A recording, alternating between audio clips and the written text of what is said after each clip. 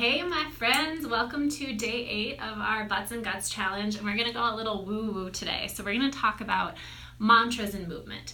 So this all comes from a place of initial hate and then heart. When I started this practice about maybe 4 months ago because I listened to The Miracle Morning. I don't know if you've ever listened to that book, but I listened to it on Audible and I got so pissed because I thought that's great that, and the book is amazing, by the way. So let me back up and just say it's amazing, but it's written by a man, clearly not a mother, clearly not a breastfeeding mother who has a child who has struggled with sleep since he was born. I just thought, he creates, so if you haven't heard of The Miracle Morning, it's a great practice of silence and breathing and gratitude and meditation and yada, yada, yada, that you do first thing in the morning because it has amazing results and does amazing things for our brain chemistry and our heart and even our bodies. There's movement in there. And he even created a way to do it like within 5 minutes or 20 minutes, like shorter periods of time. But I thought, dude, do you know how my day begins? There's no way I'm ever going to try to get up before my child because he wakes up anywhere between 4:15 and 6:15 on like a great day. And the minute he wakes up, he needs me, more specifically my boobs, and I feed him and sometimes we fall back asleep and then we get into the day. It's not just that I felt like I didn't have time for this miracle morning, it's that I felt like I didn't have this space and he wasn't speaking to me. So I needed to not make that an excuse and not turn that into like victimhood, but instead to think, what could I do to lift myself up during the day so that I'm a better parent and really just a better person for myself and for my baby and for my wonderful husband, wonderful patient husband.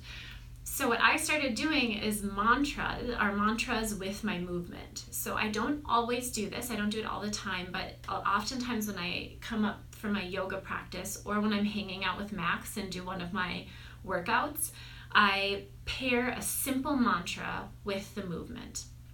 Now I know this will be a little bit too woo for some people, so I'll introduce you to the butt and gut movement for today, and then I'll tell you about the mantras.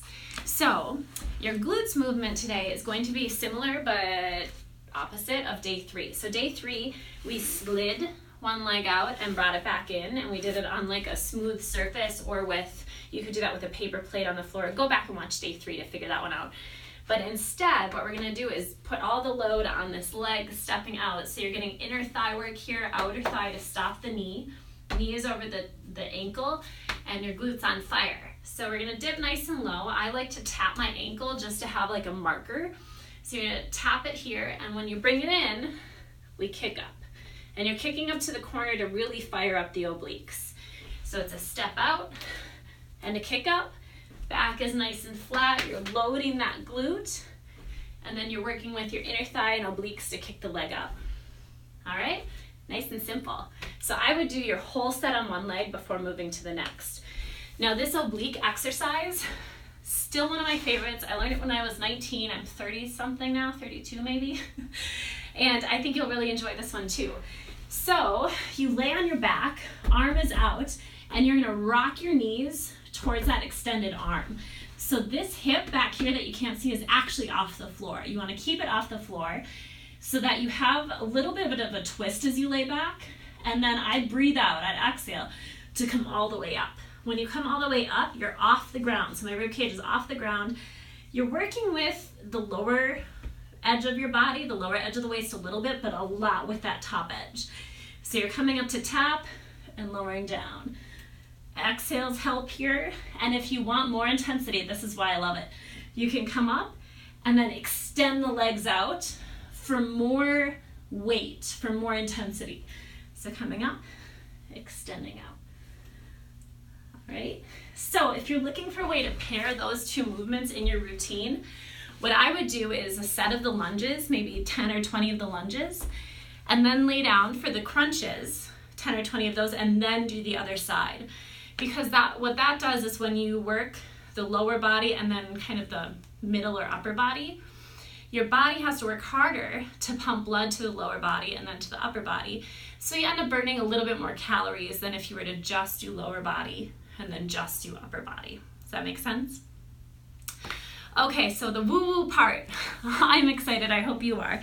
The woo-woo part are the mantras. So a couple of the mantras that I've been using are, one of my favorites is, I welcome meaning, purpose, joy, and fulfillment into my life. So it could be, a mantra could be a really simple statement like that. It could be, I am powerful, or I am strong. It could be a positive affirmation. It could also be something like a gratitude practice, like I am grateful for X today. I am grateful for this today. Or what the mantra I'm going to teach you today is just a simple set of words. So peace, love, joy, and gratitude. And the thing about the words is sometimes when we don't have to form sentences in our minds, we're able to actually, soak up the energy of the words a little bit more. So what we'll say is peace, love, joy, gratitude. If that's too much to remember, pick one of those words and just feel it out as you move through these movements. So, and I'll show you how I would do it with these lunges. I would think peace, love, joy, gratitude, and just repeat peace, love, and maybe that's where I'd start, but then I'd start to try to feel it. So feeling like grounded in peace, uplifted by love, joy, and gratitude. Doesn't have to be, really complicated yoga movements in order for you to feel the benefits of the mantra and the movement.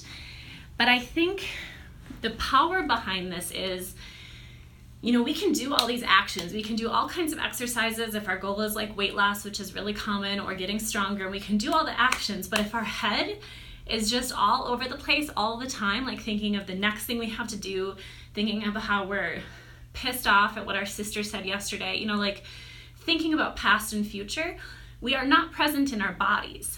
If we can become present in our bodies as we move, as we exercise, you guys, the results I've seen as a personal trainer and a yoga instructor, and also in my own body, are so much greater when we integrate thought, awareness, even self-compassion, presence with movement. So I'm just a big believer that when you pair intention and action, that's when transformation truly happens. So why not give this a little try? Like if you're going to be working out anyways, right? Why not give this a little try and allow yourself to experiment with different mantras, different positive affirmations as you're moving. So that's it for today. I would absolutely love to know what you think. I'm so excited. I put together this Butts and Guts challenge, which is so much more than just booty and belly exercises, as I hope you realize by now. But if you're interested in participating in that, it's completely free. It's just a passion project of mine that I'm so excited to share, and it opens up on Friday actually. Send me a message. Otherwise, the link for it, if you'd like the link, is tinyurl.com/butts and guts challenge. So I really appreciate you diving into all of this. If you have any questions, I'm here for you. This is what I love. And otherwise, I will see you tomorrow for day 9. Have a great day, guys.